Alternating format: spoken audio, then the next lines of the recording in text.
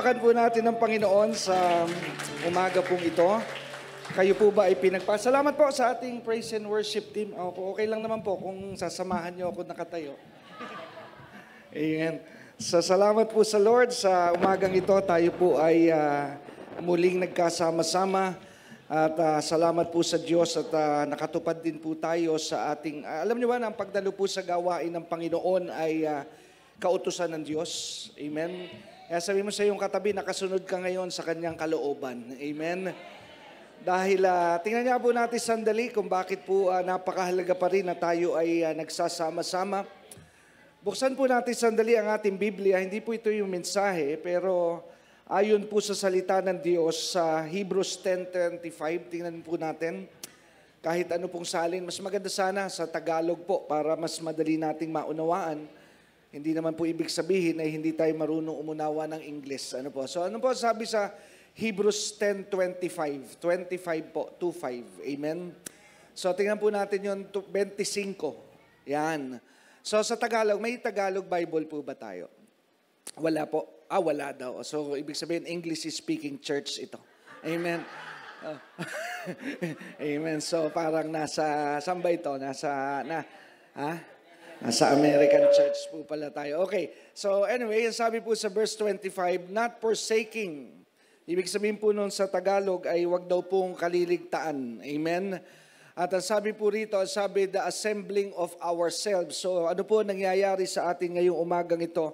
This can be considered as an assembly. Tayo po ay nagsasama-sama. Amen na magkakapatid kay Kristo. Pero ang kayo ba'y naniniwala na ang Diyos po ay magaling magpatama? Ang sabi po kasi dyan ng Panginoon, gaya daw po kasi ng ilan na sinadya ng makalimot dumalo. Amen. So yung ibig sabihin as the manner of some is. Amen. Meron daw pong ilang mga kapatid sa Panginoon na nasanay na hindi dumadalo. Sabi mo sa iyong katabi, absent siya ngayon, sigurado. Amen. Kasi nasanay na po siya na hindi dumadalo. Amen. At sabi po, pakibalik po natin para makita ng mga kapatid sa screen yung scripture. Sabi po, as the manner of some is, tingnan po natin yung sumunod na salita na wala po yung ating Bible. Amen. Ayan, ano po. But sabi po rito, but exhorting one another. So yun po ang purpose kung bakit tayo nagsasama-sama ay upang palakasin po natin ang isa't isa. Amen. Kaya sabihin mo sa iyong katabi, ako ba'y nagiging kalakasan sa iyo o katisuran? Amen. Kasi hindi mo ako binabayaran ng utang kasi eh. Amen. Utang ka ng utang eh. Amen. So, yan po ang sinasabi dyan. Amen. So, ibig sabihin, isa sa obligation natin po pag tayo po ay dumadalo sa gawain, ay maging kalakasan. Ano po? Hindi kabigatan, hindi katisuran ng kapatiran. Amen. Sabi mo sa iyong katabi, tandaan mo yan. Amen. Ikaw ay dapat ay magpalakas sa akin, hindi ako'y panghinain. Amen. So, yan po ang ating obligasyon. Sabi, palakasin natin ang loob ng isa't isa. Sabi mo nga sa iyong katabi, siya ka. Di ba maraming kapatiran nag-share ka na, alam mo may nararamdaman ako. Tapos bigla sasabihin sa iyo, alam mo ba yung kapitbahay namin namatay dahil dyan? Meron po akong karanasan. Sa church, nagkwekwentuhan, magkakapatiran.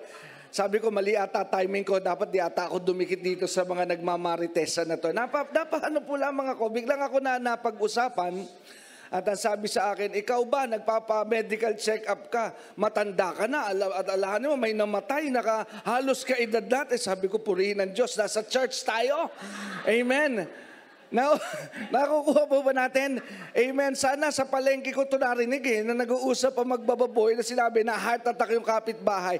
Pero sana hindi sa mga kapatid ko kay Kristo. Amen. Palakpakan niya po natin ang Panginoon.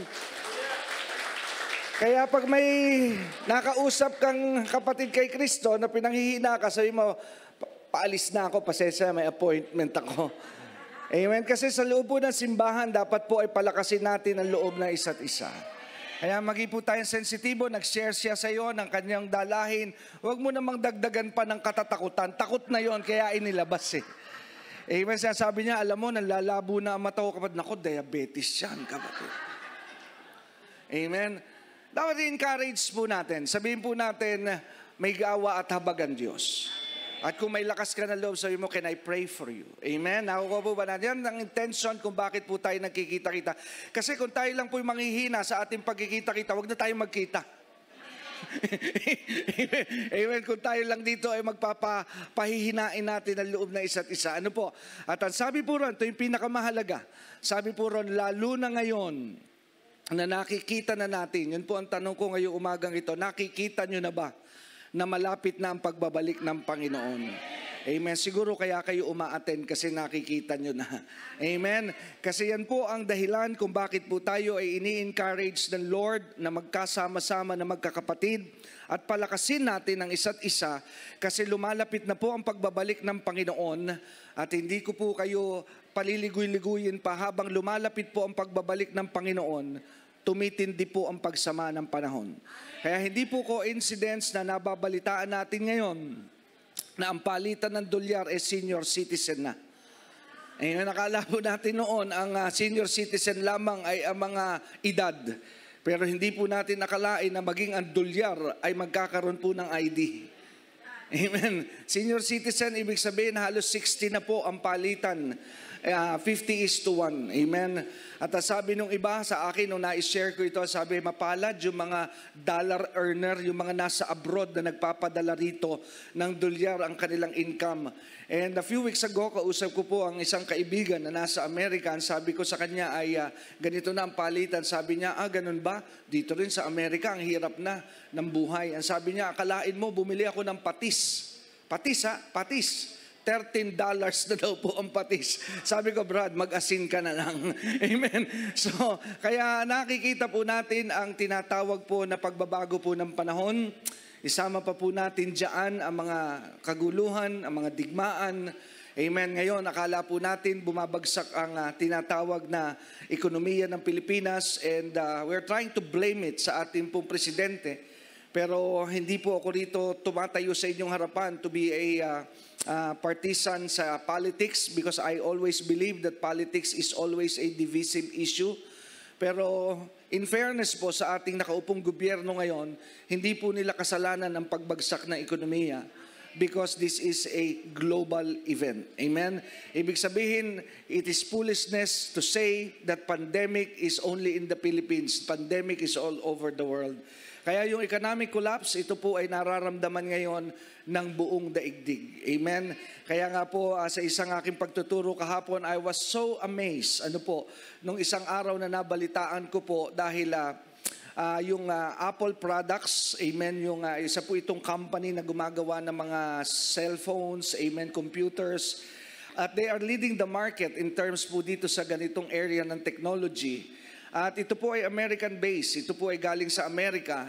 Pero nakagugulat po because yung kanilang bagong model ng Apple, yung iPhone 14, if you are familiar with it, nakagugulat dahil hindi po nila inilaunch yung unang release nito sa Amerika. Amen? Because sa Amerika, huli po sila.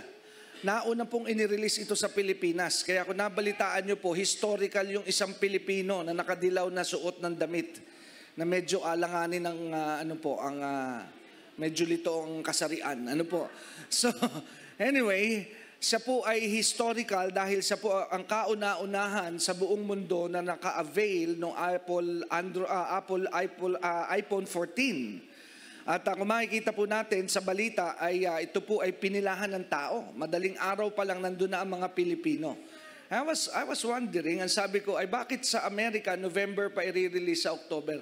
Sabi nung kaibigan ko, kasi wala nang bumibili halos sa US niya, naghihirap na ang tao.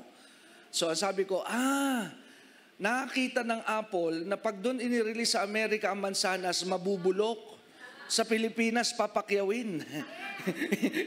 Amen. Kaya dito po sa Pilipinas, inirelease kasi marami pong Pilipino, di bali nang walang makain, basta may telepono. Nakukuha po ba natin yun, mga kapatid? Amen. Kaya napag-aralan na marahil ng marketing department ng Apple na ang mga Pilipino, ipagpapalit nila ang isang sakong bigas para sa telepono. Amen. They can go on fasting just to be in. Amen. Sabi mo sa iyong katabi, napakaganda ng mga lahing Pilipino. Palakpakan po natin ang Diyos. Amen. Glory to God. Sa Pilipinas, hindi mo po mahalata ang inflation. Kasi sanay na po tayong kapos. Amen. So purihin po ang Panginoon. Sa umagang ito, tayo po ay magsimula na po sa mensahe. At gusto ko po sana magturo sa inyo ng end time, pero ako po ay nabigyan ng subject. Amen. Kaya nung malaman ko ako'y magtuturo sa inyo, excited akong i-share sa inyo ang end time. Pero nag-end of the road po. Hindi po end time ang pinatuturo sa akin sa inyo. Amen. At binigyan po ako ng teksto, amen, ni Sister Aren. At siyempre ako po ay kailangang maging masunurin. Amen. Sabi po kasi ng Bible, to obey is better than sacrifice. Amen. So I would like to share to you about the end time dahil yan po ang anointing at ministry na pinagagawa sa akin ng Lord. Pero dahil ako po ay nabigyan ng subject, so I am here to obey. Amen. So ang binigay po sa atin na ating pag-uusapan is nakalagay po ang teksto sa 1 Corinthians chapter 4. Amen. So if you do have your Bibles with you today, I would like you to turn your Bibles sa 1 Corinthians chapter 4. At kung kayo po ay naroon sa unang Korinto, ito po ang unang pagsulat ni Pablo sa simbahan ng Korinto, ating pong buksan sa Kapitulo 4, ang talata po na ating pagmumulan at pagsisimulan ay sa talatang 17 hanggang talatang 20. Amen?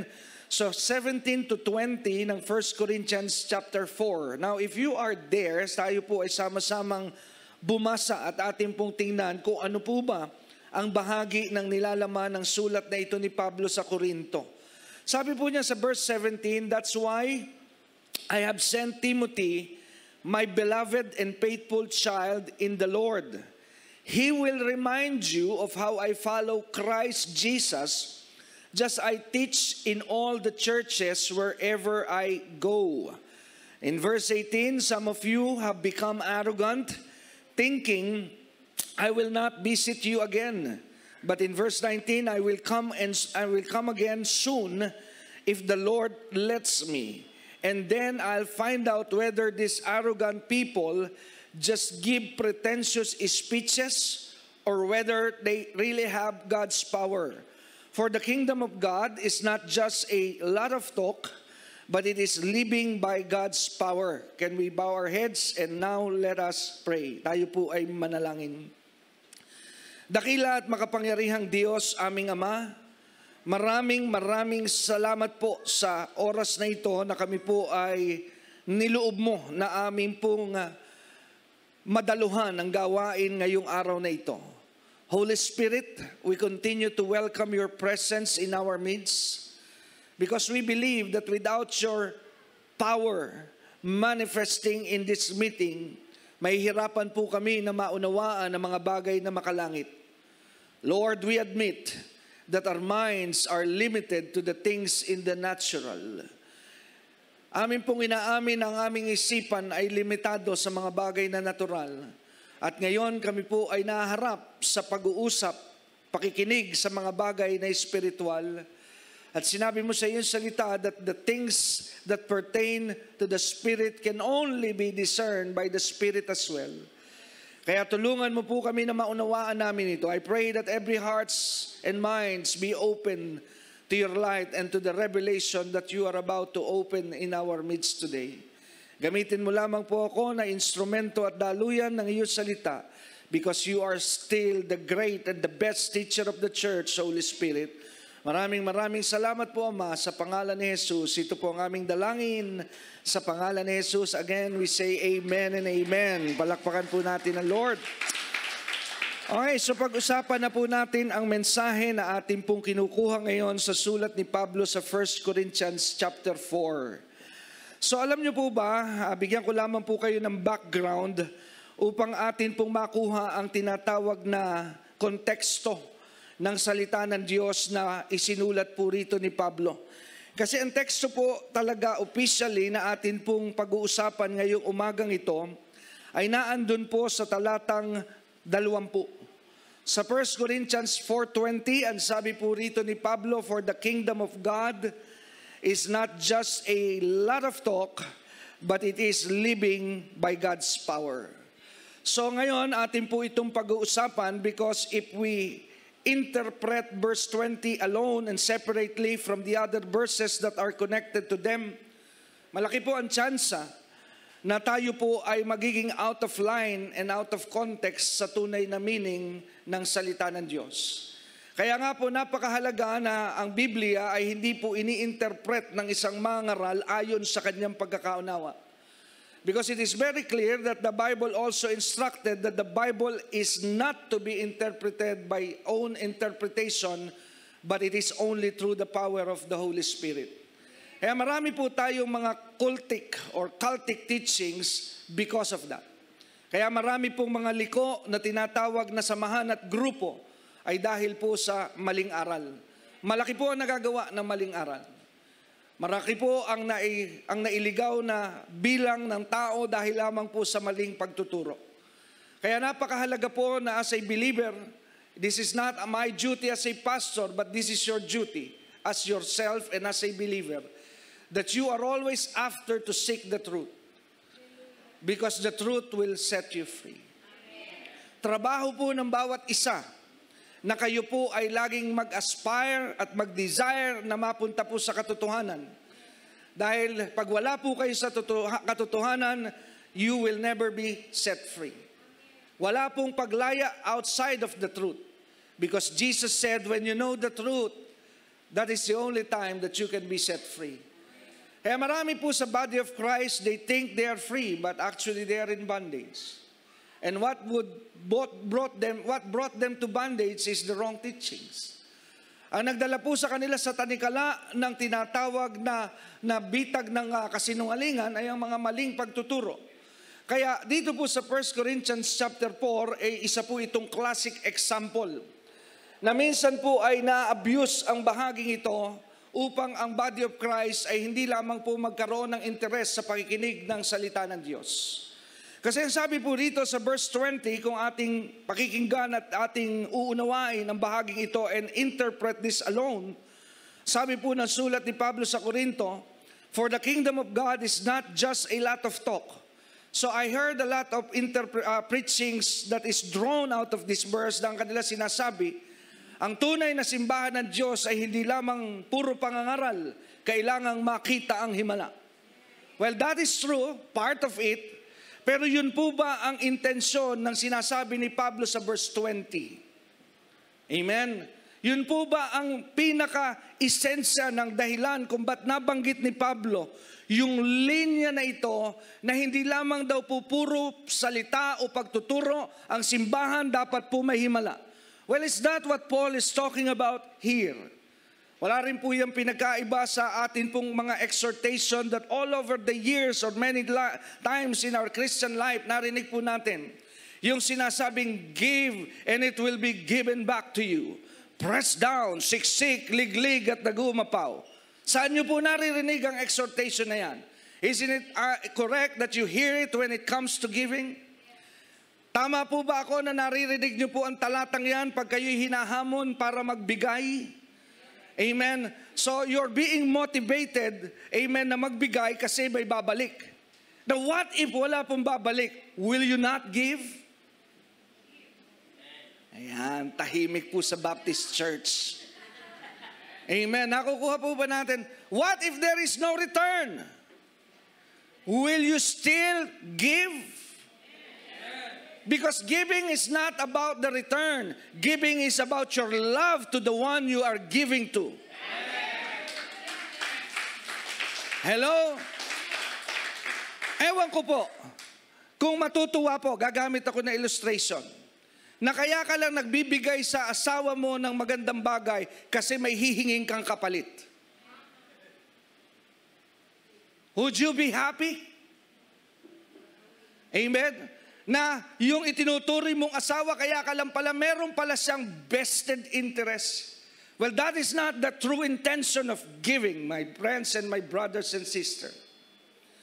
The true intention of giving is not because you want something back, but because you love the one that you are giving something. Amen?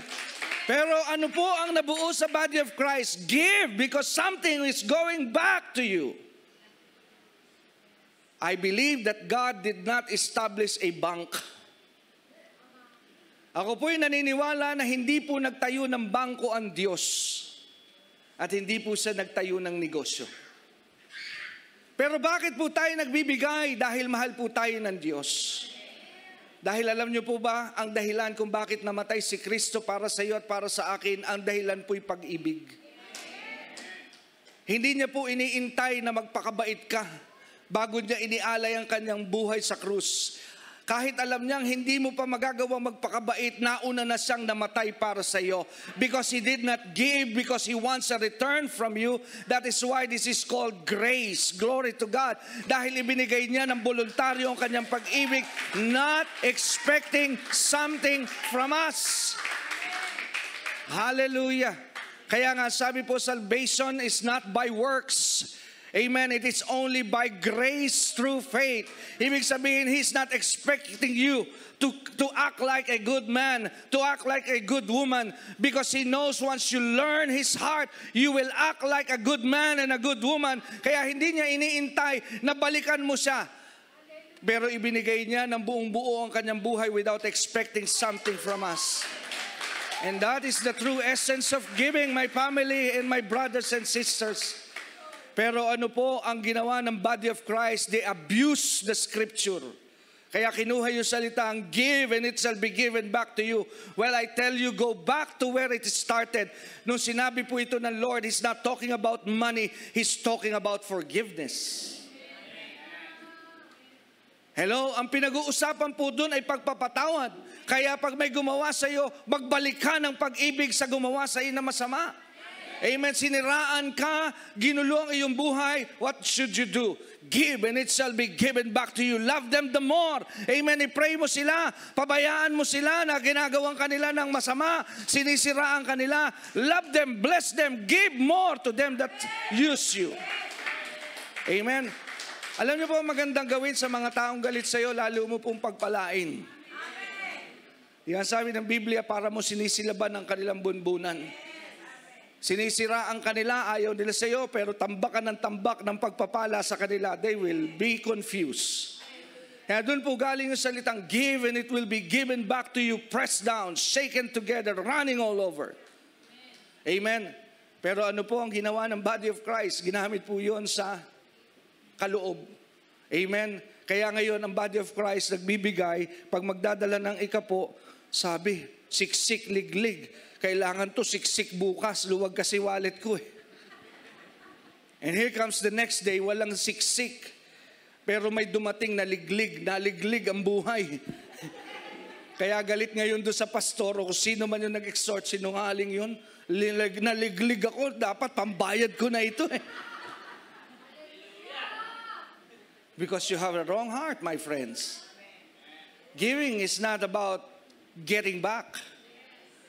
Ang pagkakaloob po ay hindi po dahil sa pagkuha ng balik, but it's your expression of your love. Kaya nga po sa New Testament hindi na po masyadong usapin ng ikapo. I'm not saying that tithes is no longer applicable, but God is desiring more of your tithes. Because this time is measuring, how do you treat me as your Lord? One of my spiritual father, he is a Canadian. Baka po kayo naging confused. Ano yung spiritual father? Meron po kasi tayong tinatawag na earthly father, that is your parents who brought you out to this world. But there is this thing called spiritual father. Because when you receive Jesus, you become born again. Kaya kung sino po yung tao na ginamit sa iyo to preach the word to you, then you surrendered your life to Christ, that is your parent. Amen. It doesn't necessarily mean he should be a pastor. Pero kung may kapatid ka sa laman, may kaopisina ka, nilid ka para tanggapin ng Panginoon, that's your parent. Because she or he is used by the Lord for you to become born again. Nakukuha po ba natin yon? Amen. Kaya nga po, kailangan isipin natin, sino nga ba ang ginamit sa akin ng Lord? Because you have to support them, you have to love them because they are your parents. Salamat po sa dalawa lang na nakakaunaw. Amen. Did you all know that? Amen. Kaya po tinawag tayong born again, pinanganak tayong muli. Not in the natural, but in the spirit. Pero para po tayo anak na muli, may ginamit sa inyo ang Diyos. Yeah, it's time to think about who God used for me. Sinong ginamit sa akin? That's my parent. Nakukuha po ba natin yun, mga kapatid? Amen. Now, ating pansinin, dahil nga po tayo po ay ngayon ay nasa pamilya na ng Lord, tayo po ay naging bago ng nilalang. Kaya doon po sa bagay na aking tinuturan, yun pong wrong interpretation can really be a disaster. So sabi ng aking spiritual father, because I was raised in a Bible school and there is a Canadian pastor who nurtured me, trained me, amen, para po magturo ng salita ng Diyos. So I consider him as my spiritual parent dahil ginamit po siya ng Diyos to mold me as this new man in Christ. So sabi ng aking pong spiritual father who is now back in Canada, sabi niya, just remember this, sabi niya, ang bawat pagbibigay mo, tatagalogin na lang po natin, ang bawat pagkakaloob mo ng regalo will always, tatagalogin pero English yun, ano po, tataglisin natin, will be determined how you value the person that you are giving your gift to. Explain ko po. Madali mo raw malaman kung mahalaga ka doon sa nagbigay ng regalo, depende sa amount na ibinigay. Pero dilulusutan natin yan, it's the thoughts that count. Ano regalo mo sa akin? Birthday card.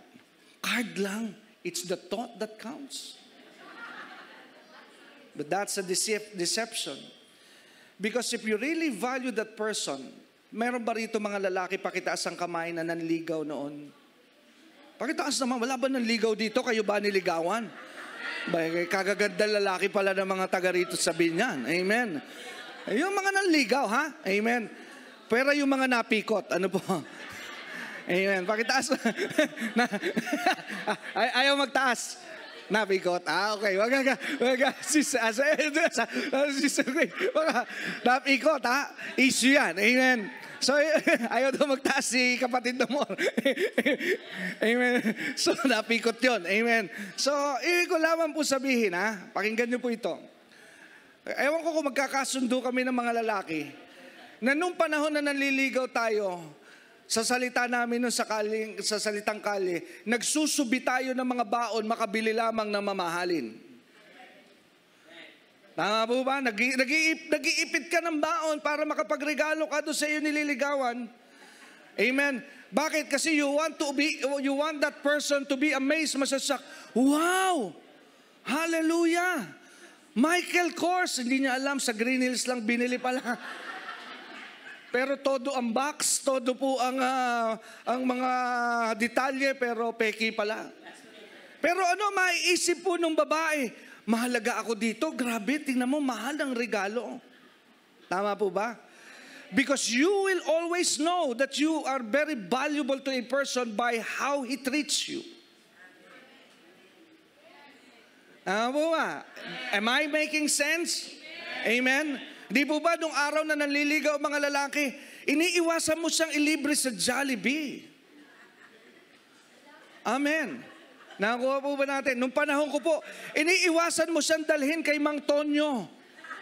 Panahon ko yan. Ano po, yung mga bata kayo, baka hindi nila kilala si Mang. Ha? Ha? Buhay pa ba si Mang Tonyo, Richard? Ano po, lugawan dyan sa... Ha? Hindi mo siya i-date sa Senate, mga kapatid. Sa Bee Gees. Amen. Yung mga medyo senior natatawa nung binanggit ko yung Senate, inabot nila yun eh. Pero yung mga bata, hindi nila alam naman meron sa Senate, ba't nagtatawa din yung mga matatanda? Magagandang pelikula. Bakit, Berna? Ha? Ano ba napapanood po dito sa Binyan sa Senate?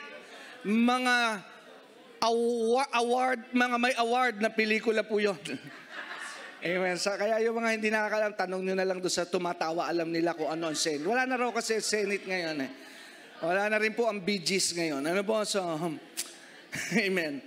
So, ibig mo sabihin, iniiwasan natin na dalhin sila sa mga pangkaraniwang kainan, pinag-iipunan yan.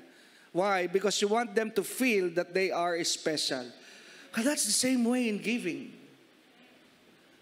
Amen? Kaya nga po sa John chapter 12, hindi po napigilan ni Maria na basagan ng mamahaling isang buong banga ng pabango ng Panginoong Hesus na hindi maunawaan ni Judas ang kanyang ginawa dahil sa sobrang mahal ng pabango ay binasag lamang ni Maria sa buhay ng Panginoong Hesus. Well, that's the nature of giving because you don't see the return. You value the person that you are giving to.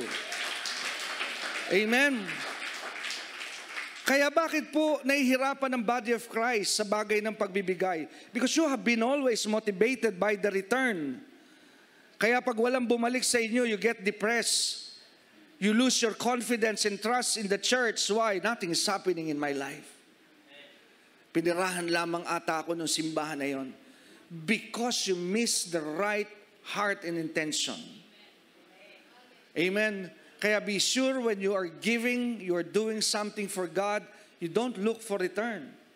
Alam nyo sa bahay, di naman magagalit po ang anak ko. Kasi alam ko, dinanas ko rin yan noong ako'y kabataan. Alam nyo, kung ikaw ay magulang, magtataka ka na maaga gigising anak mo, naglinis ng buong bahay, na hindi naman yan normal na ginagawa. Tama ba? Pagka ganun po ang mga eksena sa bahay, siya sabi ko, alam na this. Hello? Ha? Amen? Kasi, bihirang-bihira po yung nangyayari na talagang normal na sa kanya na maaga gumigising, naglilinis. Alam nyo, pag minsan may nangyari na maagang gumising at naglinis, wala pong hiningi. Ang sabi ko sa dulo, praise the Lord.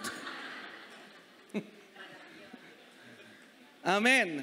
Ngayon, nadadala rin po natin yan hanggang church Lord, sisimba ako ngayon kasi bukas may ititinda ako, pabenta mo yun, ha?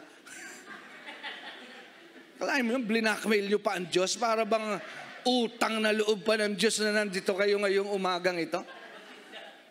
Hello? Kasi para yung mga tinda ninyo hindi mapanis bukas. Well, that's not right. It's time to correct this wrong thinking in the church. Amen. Kaya pag tama po ang inyong thinking, you will come to church with a happy heart, you will serve it with a good heart because you know why you are here, because God loves you and you are returning back your love to God, right? Amen. Kaya nga po kung ating papansinin at ating titingnan, yan po ang mga example. Ngayon, ito po'y hindi nalalayo sa 1 Corinthians 4:20. Ang example na yon na aking ginamit dahil dito sa 4:20, there are some that preach on this and interpret this that the church is not just about Bible study, it's not about just preaching the word, but there must be power. Pag wala po ang signs and wonders sa isang gawain ng Panginoon, kulto yan. Well, that's not true. Because not all the time, signs and wonders are a validation that a church is true. Because remember this, that even the devil can do signs, wonders, and miracles. Kahit po ang demonyo ay nagpapagaling. Dahil kung hindi totoo yan, bakit po may mga nagsisik ng mga tinatawag na mangkukulam? Bakit po may mga nagsisik ng albularyo? If the dark world doesn't have that capacity and capability to heal. Nakukuha po ba natin? Kaya nga po, it is not just about signs, wonders, and miracle, because signs, wonders, and miracles are evidence in the natural, and God does not want you and I to be driven by what we see, because God wants us to be driven by faith. And faith is believing something that you do not see. Amen? Kaya kahit hindi mo nakikita ang kagalingan, you still believe that God is a healer. Kahit hindi mo po nakikita sa iyong buhay ang prosperity, you still believe that God is your supplier. Amen. Mahirap po na sabihin natin na kaya ang Diyos doon ay totoo kasi may kagalingan doon. Amen. Kaya kahit mali-mali ang tinuturo doon, basta may gumagaling, may mga cancer na gumagaling, may mga ganitong sakit na gumagaling, basta okay na ako doon. Kaya marami po ang nalinlang ng dyablo because signs and wonders are one tool of the devil to attract the people because he knows that many people in this world cannot walk by faith. Nakukuha po ba natin? Hindi makalakad saan? Sa pananalig. Kaya kailangan pa nila ang isang himala para maniwalang may Diyos. But not all the time you have to see miracles to believe in God, because in the Bible teaches us that for a person to believe, he must see a healing revival. The Bible said if a people must be saved, they must hear the word of God, because faith cometh by hearing and hearing by the word of God. Hindi po sinabing faith cometh by miracles. Hello? Wala ka po mababasa. I challenge your knowledge in the Word of God. Kung mababasa mo sa Biblia that people can be saved because they see the miracles. I see in my Bible in Romans 10 that people are saved because they heard the Word of God being preached. Ang himala po ay kasunod na lamang na salita ng Diyos. Kasi kung ang himala po ang una para ka maligtas, baliktad na prinsipyo yun. To believe, to see first before I believe. Pero anong prinsipyo po ng Panginoon? It is not see first before you believe. Believe first and you will see. Maniwala ka muna kay Kristo, susunod na ang iyong kagalingan. Maniwala ka muna kay Kristo, susunod ang iyong kaginawahan. Maniwala ka muna kay Kristo, susunod ang pagkakaayos sa iyong pamilya.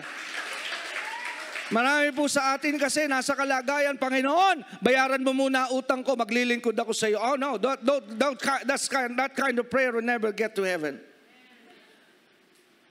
Amen. Remember, we are not God. We don't dictate what God will do. Hindi po tayo Diyos. Hindi po natin dinederan Diyos. Hindi po natin tina-challenge ang Diyos. Let Him be God. Nakukuha po ba natin yon? Hayaan po natin na siya'y maging Diyos. Gawin niya ang ibig niya. Amen? Kung dumaan tayo sa apoy, gawin niya ang ibig niya. Basta magtiwala ka sa Kanya na habang dumaraan ka sa apoy, hindi ka masusunog. Kung kailangan kang idaan sa ilog, magtiwala ka sa Diyos. Basta magtiwala ka na hindi ka malulunod. Wala pong pangako sa Biblia na nagsasabi ang Diyos na hindi ka na magkakaroon ng problema. Ang tanging alam ko po sa salita ng Diyos, kung dumaan ka sa problema, naroon siya.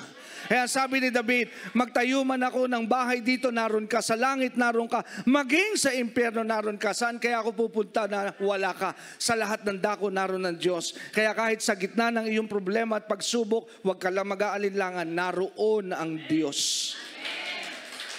Minsan kasi akala natin pag problema, wala na siguro si Lord. Kay layo-layo ng Diyos. Ngunit kapatid, nais ko iparating sa iyo. Ang sabi niya sa iyo, I will never leave you, I will never forsake you. Narinig ko po kanina sa ating pong kapatid, kinote po niya yung ibinigay sa kanya ng kanyang boss.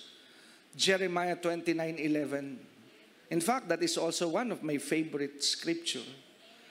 Pero paano po ba ginamit yun sa panahon ni Jeremiah? Alam niyo po kung ano yung backstory ng Jeremiah 29:11, kung bakit kailangan ng mga Hudyo yung salitang yon. During that time, basahin niyo po, kasi kung minsan nagbabasa tayo ng isang verse, di natin binapakialaman niyo iba, no? Pero sa Jeremiah 28 po, nagsimula ang istorya kung ba't nauwi po sa Jeremiah 29:11 yung salitang yon. Sapagkat sila po ay in exile. Sila po'y napalayas ng Diyos dahil sa kanilang pagiging matigasin ng ulo't pagsuway, pagsamba sa Diyos-Diyosan. And during that time, they were in Babylon. Sila po'y nasa Babylonia, they were slaves, amen. Sila po ay alipin doon, kaya yan din po yung generation ni Daniel, nung siya po ay naandoon sa Babylon kay Nebuchadnezzar. It's the same thing. Amen. The words of the prophet Jeremiah in the time of Daniel was fulfilled, that this nation will be in exile, they will be disciplined by the Lord. So sila po ay pinarusahan, tinuwid ng Panginoon, nasa Babylon sila. Now may dumating po doon na propetahan. Imbis po na ang spelling ay prophet, ang spelling pala ay Bisaya sorry po sa mga Bisaya. May dumating dito dito sa Luzon, may dumating prophet. Pag sa Bisaya daw, may dumating dito prophet.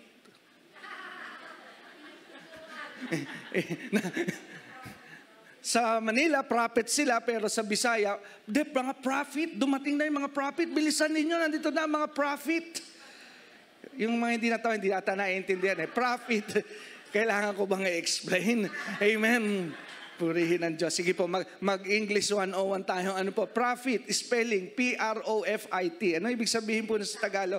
Kaya nagtuturo dahil sa kita. Amen. Ang motivation ng ministry, income. Profit. Nakukuha po ba natin? So, yung prophecy, kapalit ng salita ng Diyos. May mga ganun po. Amen.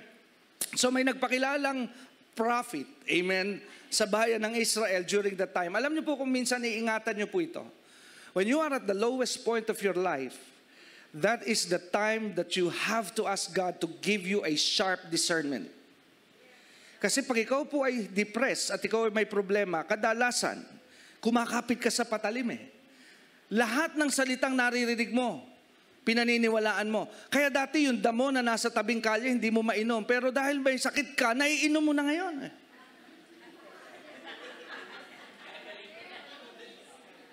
Tama po ba? Dati ang arte-arte mo, nung malakas ka na, ano yung mga iniinom yung puro berde? Yak! Eh may sakit ka. At sabi ng doktor na mukhang mahirap yan, mahal pa gamot. Biglang may dumating sa iyong marites at sabi, alam mo, Mare, hello, meron dyan sa tabing bakuran, ganitong tanim, pulutin mo, ilaga mo lang, inumin mo 3 beses. Talaga? Nandun ka ngayon sa tabing bakuran, namimitas ka ngayon. Amen. Tapos sige ngayon ng inumo 3 beses, tapos di mo na maipinta yung mukha, nag-aasim-asima yun siya. Kasi wala naman talaga estadyo, marites lang yun eh. Pero tinanggap mo eh, sinit. Why? Because you want to get out of your problem. In the spirit, that is also true.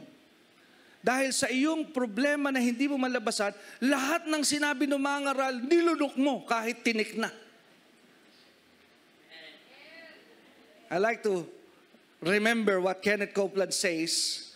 Kasi nung ako po ay nasa Bible school, one of our professor was Kenneth Copeland. Nasabi ni Kenneth Copeland, in one convention, pinapanood namin during the time the Bible school, sabi niya, new students in the Bible, just listen carefully, he said. Be sure that you chew the meat, but spit out the bones. Pag makikinig kayo na salita ng Diyos, ang kanin nyo lang ay ang karne, pero itapon ninyo ang tinik. Pero minsan pag gutom ka, pati tinik, tinatalong mo na. Tama po ba? Pero ang ibig po sabihin nun, ang kunin mo lang ay yung totoo. Yung kasinungalingan itapon mo. Pero para mo po ma-distinguish yun, you need the Holy Spirit because the Holy Spirit will help you to understand which is wrong and which is right. Do you get that? Lalo na po ngayon, mag-iingat po tayo because as we approach into the final days, and we are in the final days, there will be so many deception in the body of Christ. Kaya hindi po ako nagtataka kung bakit nasabi din ng Biblia that in the last days, even the elect would be deceived. Why would the elect be deceived? Because of the wrong teachings that they possess. Nakukuha po ba natin? Bakit ang mga mismong pinili na madaraya pa? Kasi nga sa pag-akap nila sa mga maling katuruan. Kaya nga madalas ko po pinapaalala, take the attitudes of the Bereans. What is the attitude of the Berean church in the book of Acts? Na pag sila'y nakarinig ng pangaral, they studied what they heard.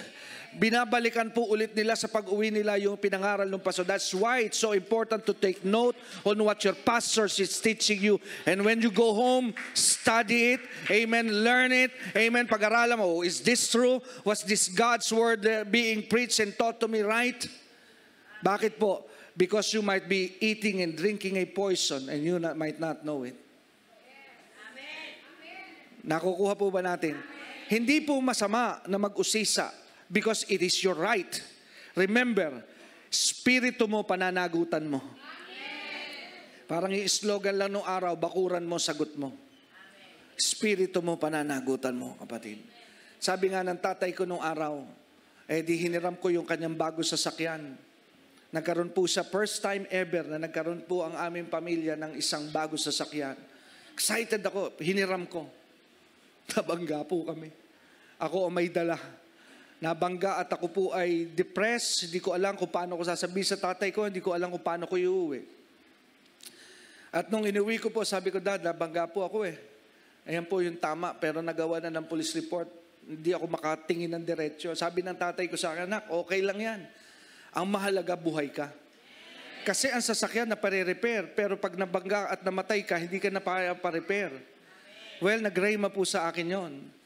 Ang espiritu, pag nalinlang ng false teaching, hindi na mai-repair, puntang impyerno na po yon. Amen. Because you are accepting and believing a wrong thing.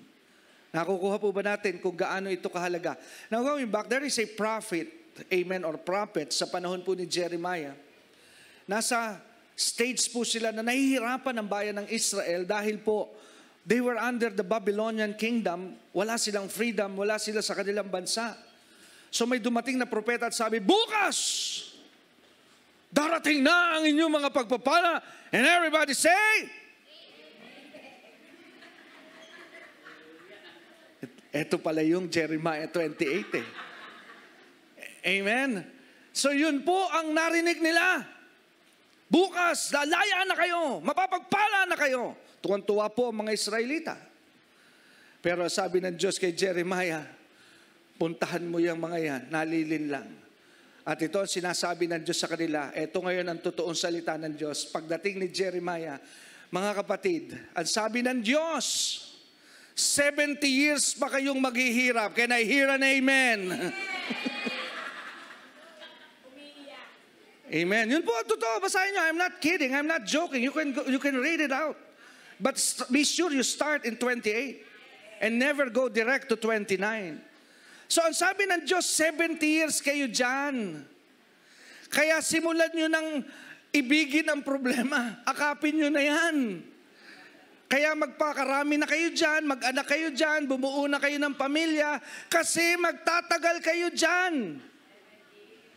So siyempre, anong ini-expect mo? Hindi gusto ng body of Christ na sasabihin siya'y magtatagal sa problema. Tama po ba? Ano magiging implication pagka problema ang sinasabing magtatagal siya? Hindi po siya gaganahan sa Diyos. Kaya ang sabi ng Panginoon sa bibig at labi ni Jeremiah, sabihin mo sa kanila para hindi yan mawala ng confidence, I know my plans that I have for you. Ibig sabihin kahit nasa problema ka, alam ko ginagawa ko sa iyo, kapatid. Alam ko ang ginagawa ko sa iyo, anak, magtiwala ka sa akin. Amen. Kahit may sakit ka ngayon, I know what I'm going in. I know what's going on in your life. Amen. You are exactly where I want you to be. Glory to God. Kaya hindi ibig sabihin na may problema kayo outside of the God's will. But I'm not saying that sickness is from God. But I'm just saying na kahit ikaw po may problema, you can be at the center of your problem and you are still in the center of God's will. Dahil may ginagawa ang Diyos sa iyong buhay kahit ikaw ay nasa gitna ng problema. And that is the right teaching. Nakukuha po ba natin? Kaya ngayon, marami po ay namumuhi na sa problema eh. Kasi we're trying to quick fix the problem. Eh sabi ni Santiago, when you are suffering trials, rejoice. Amen? Ano raw po ang dapat mong gawin pag ikaw po ay dumaraan ng problema? Magalak ka. Eh sa iyong katabi, wala kang pera ngayon. Magalak ka, kapatid. Hello? Enjoy a life without money. Mag-enjoy ka sa buhay na walang pera dahil pag bumaha ang pera, malalaman mo na ang halaga ng pera. Tama ba ako? Kasi pag ikaw po'y kinapos na, amen, at dumating ang panahon na walang-wala ka at nagkaroon ka ulit, iba na po ang pananaw mo sa pera. Magiging ka ng matalino, hindi ko ripot, matalino. Amen. Nasabi ng lola ko, ang lola ko po ay Ilocano. Eh bata po ako noon, nasabi ko, Lola, tanay ng tatay ko po ito. Ilocano ka pala, sabi ko kay Lola siya noong araw. Sabi niya, oh anak, ikaw din naman eh, may lahi ka dahil sa akin eh. Naku Lola, sabi po nila, kuripot daw, mga Ilocano, nagalit po yung Lola ko. Sabi niya, hindi kami kuripot ng mga Ilocano, matalino lang kami sa pera. May mga Ilocano po, ba't Ilocano rito? Amen. Hindi raw po yun hindi raw sila kuripot, matalino lang. And I found out to be true. Kasi nang namatay po ang lola ko, ang dami niyang naiwang mga property at lupain. Kasi naging matalino po siya sa paghawak ng pera. Amen? Kaya pag ikaw po ay dumaraan sa kakapusan, kahirapan, tinuturuan ka lamang marahil ng Diyos ng value of money. Amen. Kaya pag naranasan mo mawalan at kapusin, nagiging ka ng matalino. Amen. Hindi ka na madaling mauto. Sabi mo sa iyong katabi, ba't ka naghihirap? Utu-utu ka ba? Kasi marami sa atin kakantsawin Ang tawag sa amin sa Quezon kakantsawin, madaling bulan. Oh, pabulgogi ka naman dyan. Hello? Amen? Nakukuha po ba natin yun, mga kapatid? Kaya bukas makalawa, nakanganga na, wala na, bulgogi na talaga. Amen? Do you get what I'm trying to teach you today? Amen? Now, balik po tayo. Ito lang ang nag-i-enjoy dito. Parang, oh my goodness. Praise the Lord. Amen. Puntahan po natin sa 1 Corinthians 4. Let's go back here. So, ito lang nakikinig sa akin. Ano po? So, sabi po dito sa chapter 4, verse 20, this is the same thing. Amen. Binigay ko lang po sa inyo yung series ng mga example sa Biblia na mga kuminsan ay hindi po natin nalalaman kung ano ang tunay na ibig sabihin. Pero sabi dito sa 4:20, it's the same thing. Minsan napapagkamalan po ito na puro po preaching lang sa church pero wala pong demonstration ng signs, wonders, and miracle because of the word, God's power. Pero what seems to be the problem kung bakit po dumating sa punto ang ganitong salita ni Pablo? Kayo ba'y naniniwala na nagsasalita tayo ng isang bagay kasi merong dahilan? Amen? Ako naniniwala po ako, malibang kayo po ay nalaglagan na ng isang tornilyo. Amen? Nang pag meron ka sinabi doon sa tao na minsan nasaktan siya, may dahilan yun. Minsan nasabihan mo, balasubas ka talaga. Ako naniniwala na, ba't mo sinabi yun? Wala lang, trip ko lang. Hello? Hindi ba pag inalam mo, kasi yan, may mga part yan na ginawa sa akin. Amen? Kaya nasabi niya yun. Kaya ganon din po ang application dito. May dahilan kung ba't nasabi ito ni Pablo. Alam niyo po kung bakit? Una, nais ko po kayong i-introduce sa Corinto. Ang Corinthian church po, ang problem church ni Pablo. Ito po ang simbahan na sakit ng ulo ni Pablo. Kaya hindi ko alam kung bakit ito ang topic ninyo. Akalain na ipasa ko po yun, no? Hindi ko rin alam Hindi ko alam kung bakit ito ang ipinatuturo sa inyo. Maaaring kayo po ay problem church ba? Amen? Kasi ito po ang teksto ng Korinto. Problema itong simbahan. Amen? Introduce ko lang kayo para pag bumabasa kayo sa mga letter, halimbawa, maintindihan ninyo yung context, yung background. Amen? Ang daming problema nitong Korinto. Ito yung simbahan na nagwawala. Amen? Dito natagpuan yung magkakamag-anak nagsasama na. Ito rin yung simbahan na napakakuripot, by the way. Amen? Kaya kailangan ituro rito ni Pablo yung sinasabing, ito rin yung grupo ng simbahan na na-handle ni Pablo na pinag-iisipan ng pastor na yung ika po ibinibili ng damit. Ito yun. Kaya in-address ni Pablo sa church na ito, na karapatan namin na makinabang sa inyo ng mga tinuturuan. Amen? Kaya huwag kayo mag-iisip na kung kami man ay humihingi sa inyo ng tulong, wala kaming karapatan. Ito yung simbahan na yon. Na pinag-iisipan ang pera ng simbahan, ang pinupuntahan ng kanilang offering, ito yung church na yon. At ito rin po yung church na nauwi, kaya po nauwi dito, kung just in case hindi ninyo alam, dito po sinisitas ng mga nagpapasinaya ng communion yung salitang ng gabing yun, dinampot ng Panginoon ang tinapay, pinagpira-piraso at sinabing sa tuwing kakanin ninyo ito, gawin ninyo ito bilang pag-alaala sa akin. Sapagkat ang original na settings po ng communion sa early church, hindi po kagaya ng ating ginagawa ngayon, modernize na po natin Kasi the early church, when they practice communion, mayroon pong pasinaya ng kainan. Amen? Pasinaya ng kainan at ang simbahan po nung araw, pag nagtipon sila, halos maghapon. Pero sa makabagong panahon ng simbahan, tinatanong, sisimba ako dyan sa church, gaano katagal? Naku, ang tindi. Isang oras nagsasalita yung pastor nyo, ayoko na niyan. Pero do you know what? Kaya nga po ako naniniwala doon sa 7 churches in Asia, ang hint ng Panginoon na magiging itsura ng simbahan sa huling panahon is the Laodicean church, lukewarm. Kasi nung araw, pag sila po'y naggawa ng gawain, maghapon silang nasa church. They enjoy the company of the brethren, kaya may fellowship po talaga. Mahaba ang pagtuturo. Kaya nga po, kung makikita ninyo, sabi ng iba, kung si Jesus ang preacher, kaya kong tumagal. Oo, si Jesus po, inabot ng hapunan. Paano mo nalaman yung pastor, ganun siya kahaba magturo? Di ba sabi niya, humanap na kayo ng bibilan ng pagkain. Problema yung mga alagad, walang tindahan dito, Panginoon. 5,000 yung tinuturuan, inabot ng hapon ng pagtuturo. Pero sa makabagong simbahan, grabe, 40 minutes na itong daldal ng daldal, ayaw pa kaming pauwiin.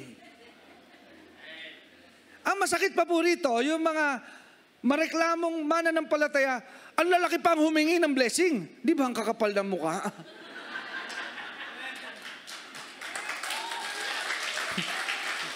Amen. Sabi mo sa iyong katabi, sino ba yun? Ang lakas pang humingi ng malalaking himala, pero naiinip sa Diyos. Pag tinanong mo, anong prayer request mo? Simple lang po, Pastor, bigyan lang ako ng 5 million? 5 minutes nga, inip na inip ka na eh. Are you kidding me? Nakukuha po ba natin? Sabi mo nga sa iyong katabi, sana marinig mo sarili mo. Amen.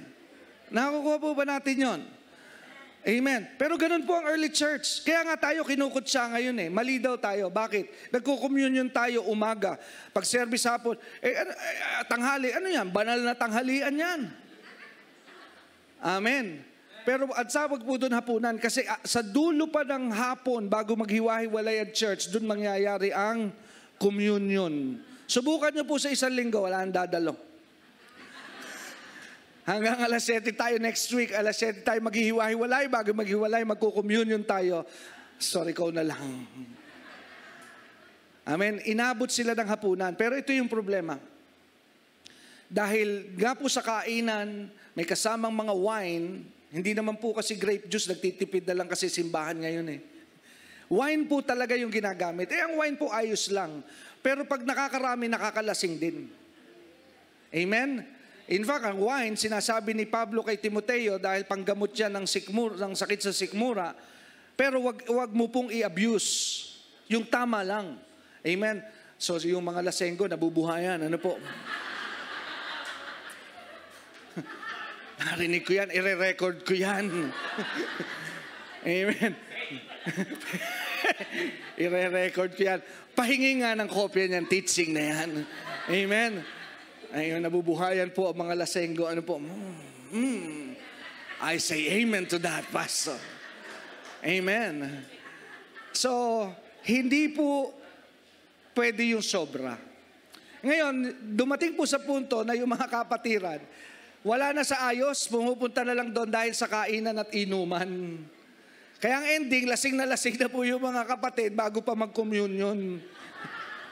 Hello? Kaya doon po sinabi ni Pablo, hindi yan ang dahilan. Ang dahilan kung bakit tayo naririto upang alalahanin si Kristo. Hindi dahil sa kainan, hindi dahil sa alak, kundi dahil kay Kristo. Kaya ang simbahan ng Korinto ay halos problema ni Pablo. At ang mensahe ngayon ay para sa inyo. Amen. Si Aaron ata ang nagbigay ng topic sa akin. Siguro masama loob sa inyo ni Aaron. Ano? Okay. Sabi sa 4:20, for the kingdom of God is not just about talk. Eto na po yan. Ilang minuto na lang. Amen. Ano po ang problema sa Korinto? Sa bahaging ito, ba't nasabi ni Pablo? Ito po ang problema. Wala kasi dyan si Pablo. Wala pa po siya dyan, kaya nga nabanggit sa verse 19, I will come and it will be very soon. Wala yung physical presence ni Pablo, kaya sabi niya, pinadala niya ng una si Timoteo. At nakarating kay Pablo na ganito ang problema ng church.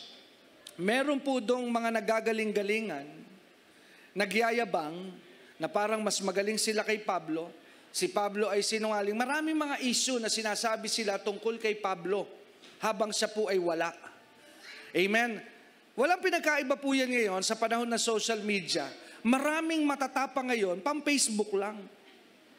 Marami mahiling makipag-away sa Facebook pero hindi nila kayang gawin yung kanilang hamon sa harapan.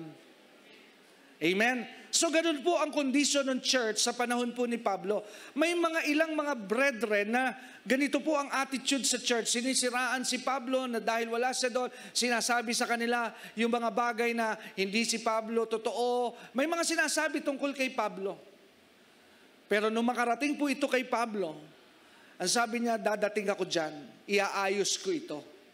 At doon po niya nasabi na nais kong alalahanin ninyo, tandaan niyo ito, na ang pagiging Kristiyano, para praising ko po yung verse 20, ang pagiging mananampalataya, hindi lamang sa gawa, hindi lamang sa bunganga, hindi lamang sa attendance sa church, kailangang makita sa gawa. Yun po yung sinasabi po, the kingdom of God is not just talk, but it is the living in God's power, living in God's ability. Ibig sabihin, yung pagiging mong Kristiyano, hindi natatapos hanggang sa loob lamang ng simbahan. Ang iyong pagiging Kristiyano, upang makita ang kapangyarihan ng Diyos, lalo na pag uwi mo sa bahay. Kung mabait ka sa church, marami kasi mabait lang sa church, pero demonyo sa bahay. Marami kasi sa simbahan, giver sa kapatid sa simbahan, pero ang damot sa mga anak. Sa iyo katuloy, masyado mo na kami sinasaktan. Hello? Nakakasakit ka na. Hello? Nakukuha po ba natin? Marami po, totoo ganon. Amen. Maraming Kristiyano magaling po mag-transform. Amen. Kaya ang unang Superman, believers eh. Ba't nasabi si Superman? Di ba si Clark Kent pagka naka-Amerikana, hindi alam na siya si Superman, kailangan maghubad at doon malilitaw ang ugali ni Superman na hindi marunong magdamit. Nauuna ang pantalon sa brief. Nakukuha po ba natin yon? At marami ganong Kristiyano. Iba po ang attitude sa loob ng church, pero iba ang tunay na ugali, iba talaga pag nasa bahay na nila. Iba magtrato ng kapatid, pero demonyong magtrato sa asawa. Iba paglingkuran ng mga kapatid sa simbahan. Merong mga, ang pinag-uusapan natin ibang church by the way. Amen. Yung mga simbahan nasa paligid. Amen. Hindi po kayo yon. Amen. Amen. May mga kapatid na sa simbahan nagwawali sa bahay, hindi. Amen. Minsan yung nanay nakatingin, grabe yung anak ko. Ang linis pala maglinis ng church. Sa bahay, hindi dumadampot ng walis to eh. Paiyakan pa bago ko mapagwalis to eh. Yun yung sinasabi po ni Pablo rito. Ibig sabihin, ang kaharian po ng Diyos, hindi pakitang tao lang. Ito po ay buhay mo. Kaya kung ano ka sa simbahan, dapat ganun ka rin sa bahay mo. Because that is where the power of God is manifested.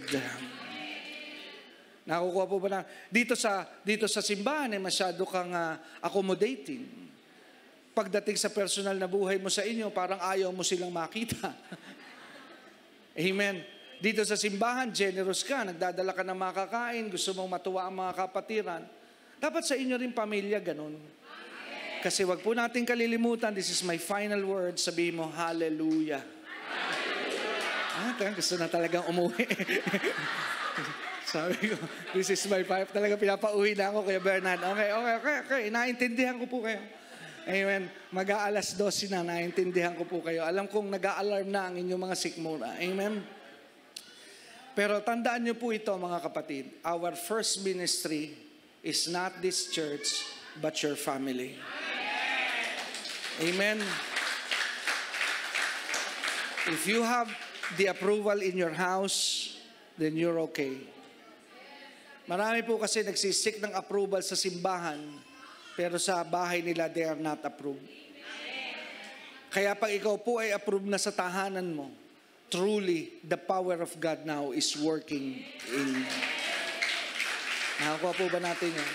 Yun po yung ibig sabihin ng 1 Corinthians 4:20.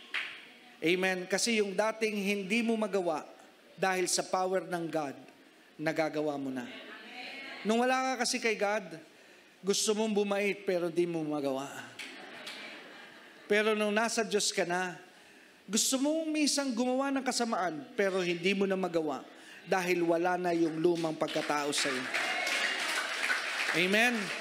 And that is now the evidence that the power of God works in you. Amen? Kaya yan po ang problema ng simbahang Korinto. Iba'y po yung kanilang asal sa labas ng gawain ng Panginoon. Kaya nga po ako'y naniniwala na ang tema ng mensaheng ito ay hindi para sa BND Binyan. Amen. Amen. Ewan ko po kung bakit ito ha. Kung sabi ko, meron akong ibang gusto ituro sa inyo. Pero, ang kakausapin daw, mamaya may general meeting daw po ang simbahang ito. Amen. At malaman na ang mga marites dito sa simbahan. Bakit nagkaganon? Ba't ikwinento nyo doon? Amen. Let's bow our heads. Let's pray. Napakasaya po sa simbahan. Ano po? Sa simbahan ng Panginoon, sa presensya ng Diyos, there is peace and also there is joy. Amen. Manalangin po tayo. Dakila at makapangyarihang Diyos sa aming Ama. Lord, maraming salamat po sa umagang ito. Salamat sa iyong mga salita na iyong patuloy at pinahintulutang maipangaral at madala sa lugar na ito. Salamat, Panginoon, because your words truly, you said in your words that it is like a two-edged sword that is piercing the dividing asunder.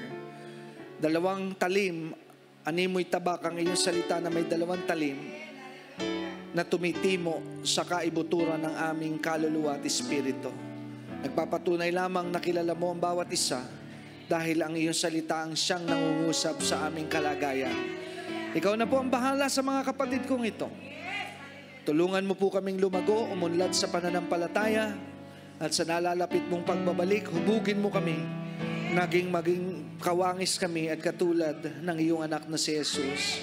Lord, I declare your blessing upon this church, upon my brothers, upon my sisters today. Pagpalain mo po ang mga kapatid, ang simbahang ito ay puspusin mo lagi ng iyong spirito. At higit sa lahat, dinadalangin ko na ang simbahang ito ay proteksyonan mo po sa mga mapandaya at mga makasinungalingan, wala sa katotohanan at mapanirang katuruan. I pray that you protect them, Lord, from this spirit of false teachers, false prophets, false ministries that are trying to get in their hearts, Panginoon. I pray that you always give this church a discerning heart. This is my special prayer for this church, Lord. Give them the spirit of a Berean, Panginoon, that they are always interested in knowing the truth. In Jesus' mighty name. Amen. God bless you po. Pagpalain po kayo ng Panginoon.